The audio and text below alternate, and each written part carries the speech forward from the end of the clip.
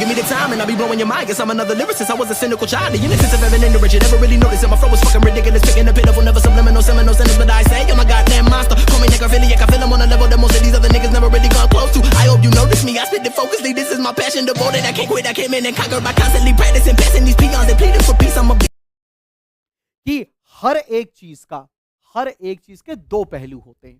तो retained earnings के दूसरा पहलू क्या हो सकता है? क्या ऐसा कोई डिसएडवांटेज, हमारी किताब में तो नहीं दे रखा है, क्या ऐसा कोई डिसएडवांटेज हो सकता है? अगर हां तो आपको कमेंट सेक्शन में लिखकर मुझे बताना पड़ेगा।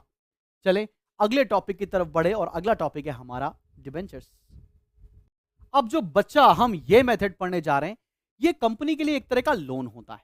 इसके पहले आपने जो भी मेथड पढ़े हैं पैसे रेज करने के long term source of finance के अंदर, वो कोई भी तरीका ऐसा नहीं है जिससे कंपनी ने लोन लिया हो या कंपनी की कोई फाइनेंशियल या फिक्स इंटरेस्ट बर्डन कंपनी के ऊपर आ रहा हो। मगर ये मेथड जो है वो एक तरह का लोन होता है, लॉन्ग टर्म बोरोइंग्स की कैटेगरी के अंदर इसको पढ़ा जाता है। ठीक है ना बच्चा पाड़ी? तो ये टॉपिक बड़ा इंपॉर्टेंट होने जा रहा है। चलो भाई आओ जरा देखते हैं ये डिबेंचर्स क्या है। A debenture is a document under company's seal which provides for the payment of a principal sum and a interest thereon at a regular intervals, which is usually secured by a fixed assets or fixed or floating charge on the company's property and undertaking and which acknowledges a loan to the company. अब मेरी बात सुनना तुम ध्यान से। जब भी company पैसा डिबेंचर्स के थ्रू रेज करती है तो कंपनी के लिए यह पैसा एक तरह का लोन होता है और कंपनी को इसके बदले में अपनी कंपनी के असेट्स को गिरवी रखना पड़ता है। क्या बात समझ में आ रही कि नहीं आ रही है? बिना कुछ असेट गिरवी रखे मुश्किल है कि आप डिबेंचर से पैसा रेज कर सकते हो। अगर लोन है तो आपको हमेशा इसके ऊपर इंटरेस्ट पे करना पड़ेगा, आपको मंथली पैसा ये देना ही देना पड़ेगा। ऐसा नहीं है कि आप ये नहीं बोल सकते शेयर्स की तरह भैया पैसे नहीं है, टीली लीली नहीं देंगे पैसा, ऐसा नहीं कर सकते। पैसा आपको देना ही पड़ेगा, आपको इंटरेस्ट बर्डन रहेगा ही रहेगा। अब शेयर्स और डिबेंचर्स का डिफरेंस आपके कंधों के ऊपर छोड़ा जा रहा है। आई होप आप ये कर लेंगे, नोट से देखकर कर लेना। अब देखते हैं अगले टॉपिक की तरफ, जो डिबेंचर्स में ही हमारा अगला टॉपिक है, which is kinds of debentures, मतलब डिबेंचर्स के प्रकार। अब आते हैं सबसे पहले टाइप में, एक है नेकेड और मॉर्टगेज डिबेंचर्स।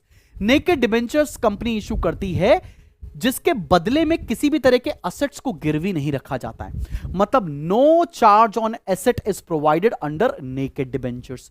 मॉर्टगेज डिबेंचर्स कौन से डिबेंचर्स होते हैं बेटा? जिसको इशू करते समय कंपनी को अपने असेट को प्लेज करना पड़ता है, मॉर्टगेज करना पड़ता है, गिरवी रखना पड़ता है, उसे बोलते हैं हम लोग मॉर्टगेज डिबेंचर्स। आई होप तुम्हें समझ में आ रहा होगा। अब है redeemable and irredeemable debentures. Redeemable debentures क्या, कौन से डिबेंचर्स होते हैं? जिनका पैसा आफ्टर सर्टेन टाइम पीरियड के बाद कंपनी वापस कर देती है। इररिडीमेबल डिबेंचर्स वो डिबेंचर्स होते हैं जिसका पैसा आफ्टर सर्टेन टाइम पीरियड के बाद कंपनी वापस नहीं करती है। इसका पैसा तभी वापस किया जाता है जब कंपनी का वाइंडिंग अप हो रहा हो। तो रिडीमेबल क्या है, इररिडीमेबल क्या है, बात समझ में आ रही? बाकी तो तुमको ये नोट से रीड करना है, चल जाएगा ना। मैं तो ज्यादा एक्सप्लेनेशन का काम कर रहा हूं जिससे आपको जो कॉम्पिटेंसी फोकस क्वेश्चंस हैं वो बढ़िया से समझ में आ जाए। अगला क्या है? बियरर और रजिस्टर्ड डिबेंचर्स। बियरर डिबेंचर्स का मतलब क्या है? जिसके हाथ में वो डिबेंचर्स, वो उसका डिबेंचर होगा। जैसे नोट होता है, मेरी जेब में अगर 500 की नोट है तो वो मेरी नोट है, वो मेरा पैसा है। तुम्हारे पास अगर 500 की नोट वही है तो तुम्हारे पास है, तुम्हारा पैसा है। बियरर डिबेंचर किसी के नाम पर रजिस्टर्ड नहीं होते हैं, लेकिन रजिस्टर्ड डिबेंचर्स किसी एक पर्टिकुलर इंडिविजुअल के नाम पर रजिस्टर्ड होते हैं और उसी को पैसा मिलेगा। अगला होता है convertible and non convertible debentures.